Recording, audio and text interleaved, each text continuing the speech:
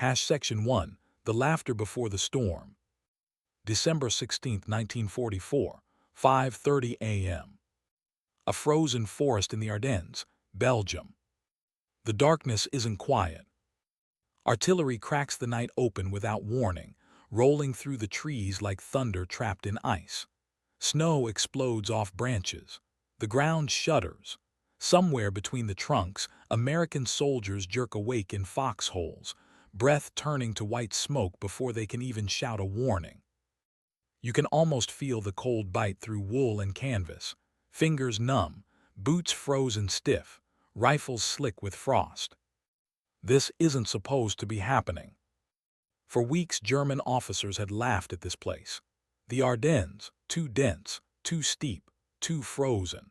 A region Allied planners used to rest exhausted divisions, not defend against a major assault. German generals around map tables tapped the forest with gloved fingers and smiled.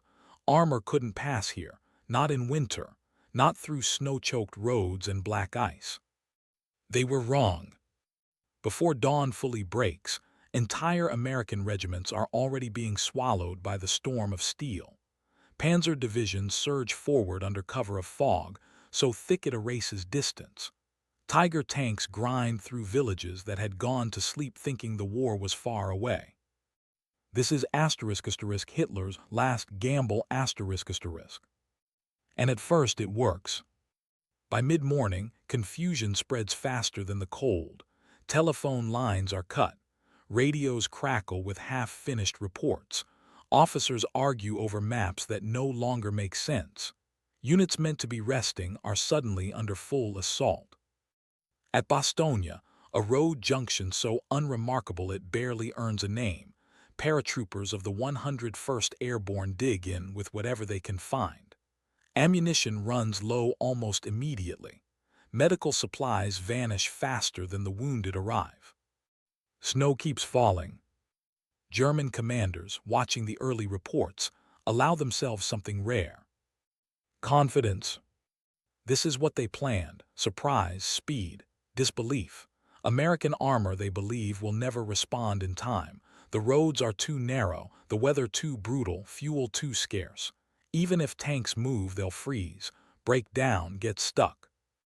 And even if one American general wants to respond, he can't.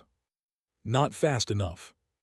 Lieutenant General George S. Patton, Jr., is 150 miles south, deep in France, fighting a completely different war. His Third Army is facing east, toward Germany, toward a front Patton has spent months hammering with relentless momentum. His headquarters hums with routine violence, orders issued, maps updated, engines maintained. When the first fragmented reports reach him, they sound like rumors. A German breakthrough. Snowbound units surrounded. Bastogne in danger. Patton doesn't laugh. He stops and listens. You can almost see it in the way witnesses later describe him. The pause, the narrowing of the eyes, the way his mind moves faster than the room. Others talk about reinforcements, about holding actions, about waiting for weather. Patton does something else. He asks a single question. How soon can we attack north? The room goes quiet. North? That would mean turning an entire army, **3 corps, hundreds of tanks, thousands of trucks, **, 90 degrees in the middle of winter, through ice, through forests, on roads barely wide enough for 2 vehicles to pass. No army has ever done that. Not this fast. Not in these conditions. Patton doesn't ask if it's possible. He asks how long it will take. German officers, meanwhile, continue to underestimate what they cannot imagine. In forward headquarters, staff officers sip hot coffee and trace arrows across maps. The Americans are disorganized, shocked, their command structure fractured. Even if relief is attempted, it will come too late. Bastogne will fall. The roads will open. The offensive will roll on toward Antwerp. They joke about frozen Shermans abandoned in ditches. They joke about American dependence on supply lines that can't exist in this weather. They joke because laughter is easier than caution, and because they believe winter is on their side. On December 17th, Patton gathers his commanders. There is no grand speech, no theatrical flourish. Just orders. Third Army will disengage from the east. Immediately, units will reorient north. Engineers will clear roads that don't officially exist. Fuel will be rerouted. Ammunition convoys push through snowstorms. Tanks will move at night if they have to. Some officers stare at him. One finally says what everyone is thinking. "General, this will take at least 3 days." Patton nods, then corrects him. 2. The room understands something then. This is not a suggestion. This is a race. As German armor tightens its grip around Bastogne, American tank crews begin climbing into machines that feel like ice boxes. Engines cough. Metal screams in protest. Tracks bite into frozen mud and slip. And yet they move. Sherman tanks lurch forward, whitewashed with snow, headlights dark, guided by soldiers who no longer feel their feet. Bridges creak. Roads vanish under drifts. Vehicles break down and are shoved aside without stopping. There is no elegance in this movement. Only urgency. Only will. German intelligence, watching the weather maps, remains calm. No major armored counterattack is detected. They don't see the columns moving. They don't hear the engines starting in the dark. They don't realize that the forest they mocked is about to betray them. Because somewhere north, through snow and silence, American tanks are already coming. And Bastogne is still holding. Section 2, 90 degrees into hell. December 18, 1944, just before dawn. Somewhere along a frozen road outside Neufchâteau. The engine noise never stops. You hear it before you see anything, a low, continuous growl rolling through the trees, vibrating through ground that hasn't fully thawed since October. Exhaust smoke hangs heavy in the air, mixing with fog and the sharp bite of burned fuel. Headlights are taped down to slits, barely enough to follow the ghostly tracks left by the vehicle ahead. This is Third Army on the move. And it shouldn't be. Sherman tanks were never meant for this. They're steel contracts in the cold. Oil thickens.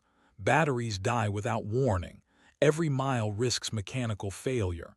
Every stop risks frostbite. Crews sleep sitting up if they sleep at all, wrapped in anything they can find. Yet the column stretches on. Miles of armor, half-tracks, fuel trucks, ambulances sliding dangerously close to ditches that disappear under snow. Engineers work ahead of the lead elements, clearing trees by hand when explosives won't fire in the cold. This is what Patton meant by 2 days. Not planning. Not perfection. Movement. Relentless movement. At Third Army headquarters, Patton stands over a map, gloved finger tracking progress northward. The lines are messy now, units out of sequence, timetables shredded. But the arrow points one way. Bastogne. He knows what's at stake. If Bastogne falls, the Germans gain control of 7 critical roads.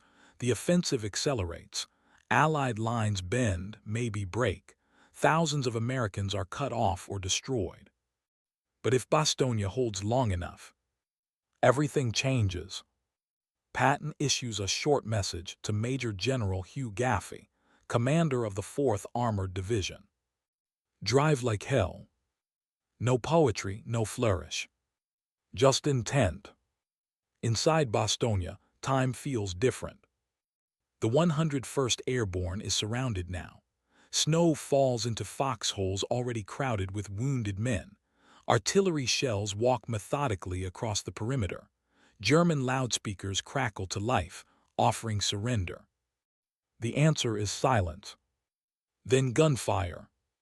Brigadier General Anthony McAuliffe scribbles a reply that will become legend. One word, blunt, almost dismissive. Nuts. But bravado doesn't warm frozen hands. It doesn't stop bleeding. It doesn't refill ammunition crates that are almost empty. Every man inside the perimeter knows the truth. If relief doesn't come soon, courage won't be enough.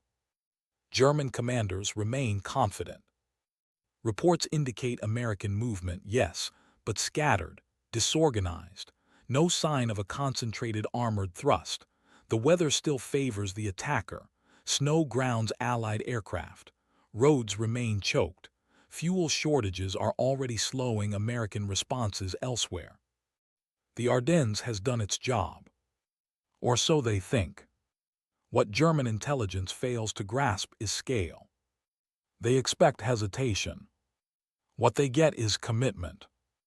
On December 19th, the leading elements of the 4th Armored Division slam into German screening forces near the village of Martelange. Sherman tanks crest ridgelines that should have been impassable, guns barking at muzzle flashes barely visible through fog and snow.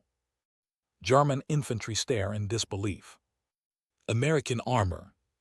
Here, some are convinced it's a probing force, a bluff. Surely this can't be the main effort. The Ardennes isn't supposed to allow this kind of movement, not this fast, not this heavy. Yet more tanks appear. Then more. Radio reports climb the German chain of command, each more urgent than the last. Enemy armor advancing north, aggressively, in strength. Officers begin to frown. This wasn't the plan. The fighting is brutal and intimate. Sherman crews fire at shapes more than targets. German anti-tank guns lie buried under snow until they erupt at point-blank range. Entire platoons vanish in seconds. Tanks burn, illuminating white forests in orange light that feels almost obscene against the cold. But the Americans keep pushing. Patton has ordered no pauses. Bypassed enemy strongpoints are left to following infantry. Speed matters more than cleanliness. Every mile gained is a mile closer to Bastogne, and a mile stolen from German momentum. Tank commanders don't know the bigger picture. They don't need to. They know the direction. North. By December 20th, German headquarters finally feels it. This isn't a token counterattack. This is an army. Maps are redrawn in a hurry. Panzer divisions meant to exploit breakthroughs are suddenly ordered to turn and face an unexpected threat. Fuel allocations are revised. Timetables begin slipping. The laughter is gone now, replaced by calculation. And something colder. Concern.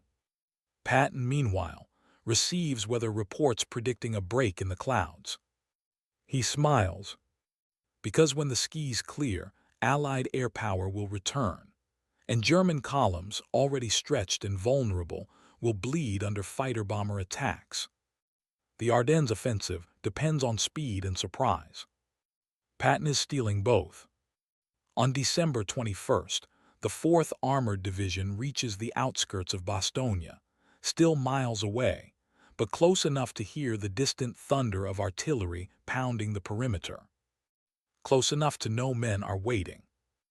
German resistance stiffens. They know what this means now. If the Americans break through here, the encirclement fails. The psychological victory Hitler needs evaporates. Orders come down. Hold at all costs. The snow deepens. Visibility drops to yards. Tank crews fire until barrels glow, then keep firing. Somewhere ahead, beyond the smoke and trees, Bastogne still holds. Barely. And Patton's gamble is about to meet its moment of truth. Because breaking through is one thing. Breaking through in time is something else entirely. Section 3. Bastogne is running out of time. December 22nd, 1944, morning. Inside the Bastogne perimeter. The cold has become a constant enemy. Not a sensation anymore. A condition. Men move stiffly, faces swollen, eyes sunken. Bandages freeze solid. Morphine syrettes snap if handled too roughly. The wounded lie on doors pulled from nearby houses, breath fogging the air inside makeshift aid stations that smell of blood, smoke, and damp wool. Artillery never stops. Shells fall with a dull, heavy thud, churning snow into gray slush. Trees splinter. Foxholes collapse. Every explosion shakes loose another layer of frost that settles silently on helmets and shoulders. You can almost feel the waiting. Waiting for orders. Waiting for food. Waiting for the sound of engines. Waiting for something to change. German envoys approach under white flags. They carry a typed message, formal and confident, demanding surrender. It lists the hopelessness of the situation, the overwhelming firepower, the inevitability of destruction. McAuliffe reads it once. Then again. He looks up, annoyed more than afraid. Nuts, he says. The word travels fast. It spreads through frozen lines and shattered buildings, passed from man to man like contraband warmth. A joke, maybe, or defiance distilled into a single syllable. But beneath the laughter, reality presses in. Ammunition is dangerously low. Artillery shells are rationed. Rations themselves are nearly gone. The perimeter is thin enough that men can hear German voices at night. Bastogne cannot endure much longer. Outside the encirclement, the fight turns savage. The 4th Armored Division pushes toward the village of Assenois, one of the final gateways to Bastogne. German units, now fully aware of what Patton is attempting, throw everything they have into blocking the advance. Panzer IVs dig and hull down positions. Anti-tank guns are camouflaged under snow. Infantry armed with Panzerfausts wait in tree lines, counting seconds between engine noises. Sherman tanks roll forward anyway. They hit minefields. They take fire from directions no one can quite identify. One tank erupts in flame, then another. Crews bail out only to be cut down by machine gun fire. Still the column moves. Replacement tanks slide into the gaps left by burning wrecks, their tracks grinding over blackened snow and twisted metal. Patton's order echoes through every level of command. No stopping. German officers begin to sense something slipping beyond their control. The Ardennes offensive was built on momentum, on the belief that Allied response would be slow, fragmented, cautious, that American commanders would need time to think. Patton has removed time from the equation. Now German units are reacting instead of advancing. Fuel meant for a drive west is being burned just to hold ground. Panzer divisions are fighting in defensive postures they were never meant to occupy during this operation. Every hour Bastogne holds is an hour the offensive bleeds. On the afternoon of December 22nd, the weather changes. The clouds break. For the first time in days, pale winter sunlight spills across the Ardennes, and with it comes the sound German troops have learned to fear. Aircraft engines. Allied fighter-bombers scream overhead, diving through gaps in the cloud cover. Rockets slam into columns of vehicles. Bombs walk across crossroads choked with traffic. German supply convoys scatter, abandoning trucks and fuel that will never reach the front. Inside Bastogne, parachutes blossom in the sky. Supplies. Ammunition. Medical kits. Food. Men cheer weakly, some too exhausted to even stand. Others simply stare upward, stunned by the sight of white silk drifting down through gun smoke. Relief is still not here. But hope is. December 23rd. The push toward Assenois resumes before dawn. Sherman tanks move with headlights dark, guided by infantry clinging to their hulls. Snow muffles sound, turning gunfire into a distant echo until it's suddenly everywhere. The fighting collapses into chaos. Tank against tank at near point-blank range, infantry rushing forward through shell holes, Orders shouted, lost, repeated. Radios crackle and die. Officers lead from the front because there's no other way to move men forward. By midday, the American spearhead reaches the edge of the village. German resistance stiffens into desperation. They know what this means.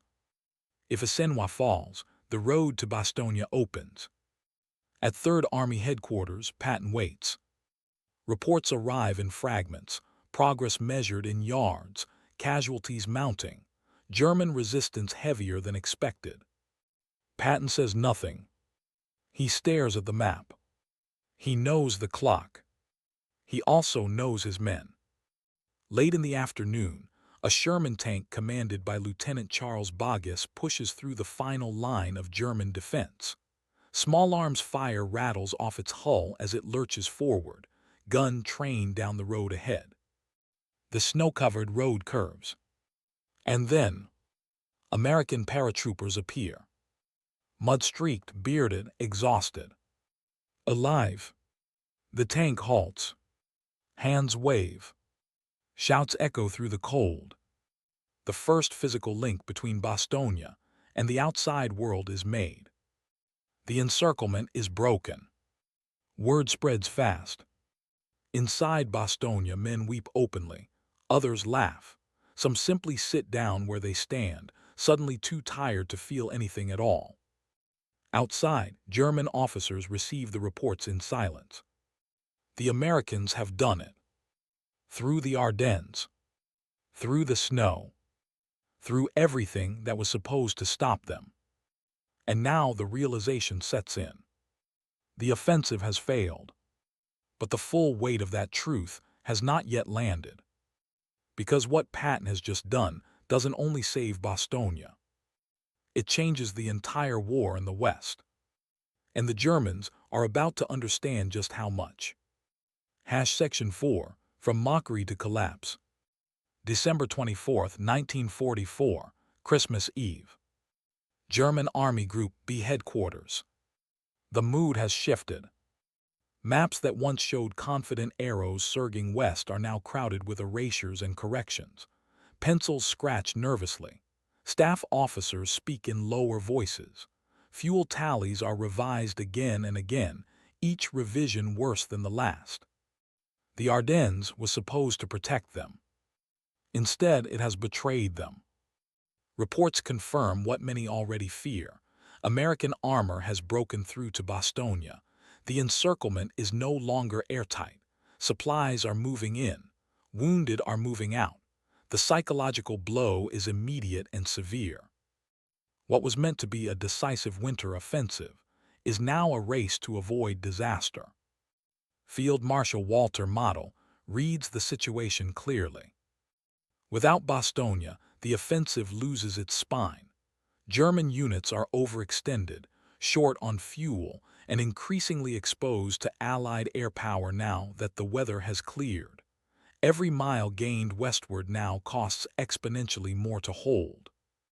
Orders go out. Hold ground. Delay the Americans. Buy time. But time is the one resource Germany no longer has. On the front lines, German soldiers feel the change before they fully understand it. American artillery grows heavier, more confident. Counterattacks are sharper, better coordinated. Fighter-bombers roam the skies with near impunity, hunting anything that moves during daylight. Sherman tanks, once dismissed as inferior, now appear in clusters, supported by infantry and artillery in a rhythm German units recognize with dread. This is not improvisation. This is momentum. Inside Bastogne, the mood is surreal. For the first time in days, hot food reaches the lines. Ammunition stocks are replenished. Medics work with proper supplies instead of improvisation. Men sleep without boots on, even if only for an hour. Christmas comes quietly. There are no trees, no decorations, just a few candles and shared rations passed hand to hand. Some men receive mail that has chased them across continents. Others think of home in silence. They know the fighting isn't over. But they also know they survived the worst of it. Patton wastes no time. Breaking the encirclement was only the first step. Now Third Army drives to widen the corridor, pushing German forces back from Bastogne and threatening to roll up the southern shoulder of the offensive entirely. The same roads that were supposed to be impassable now carry a steady flow of American armor and supply trucks. Engineers improve them. Infantry secures the flanks. Artillery sets up with precision that grows sharper by the day. The Ardennes has become a highway. German attempts to counterattack falter. Fuel shortages strand tanks before they reach the front. Luftwaffe sorties are sporadic and costly. Units meant to attack are diverted to defensive roles they were never equipped to handle. Morale erodes. Soldiers begin to understand what their commanders had once laughed away. The Americans didn't just move through the Ardennes. They mastered it. By December 26th, Patton visits the forward areas. He stands near the road into Bastogne, watching tanks and trucks roll past, faces of soldiers streaked with oil and exhaustion. He says little. He doesn't need to. The message is clear. The gamble worked. Not because of luck. Because of preparation, aggression, and an absolute refusal to accept what the enemy believed was impossible. German commanders now speak openly of withdrawal. What began as a bold strike to split the Allied front has turned into a grinding struggle to avoid encirclement themselves. The offensive bleeds men and machines it cannot replace. The laughter that once accompanied maps of the Ardennes is gone, replaced by the quiet understanding that something fundamental has changed. The Battle of the Bulge will drag on into January, brutal and costly on both sides. But the outcome is no longer in doubt. The initiative has shifted, and it will never return. Because in the frozen forests of the Ardennes, an assumption died. That winter could stop an army. That snow could protect arrogance. That mockery could substitute for preparation. And somewhere in the churned snow and broken trees, the Germans learned the final, bitter lesson. The enemy they underestimated was already moving, while they were laughing. End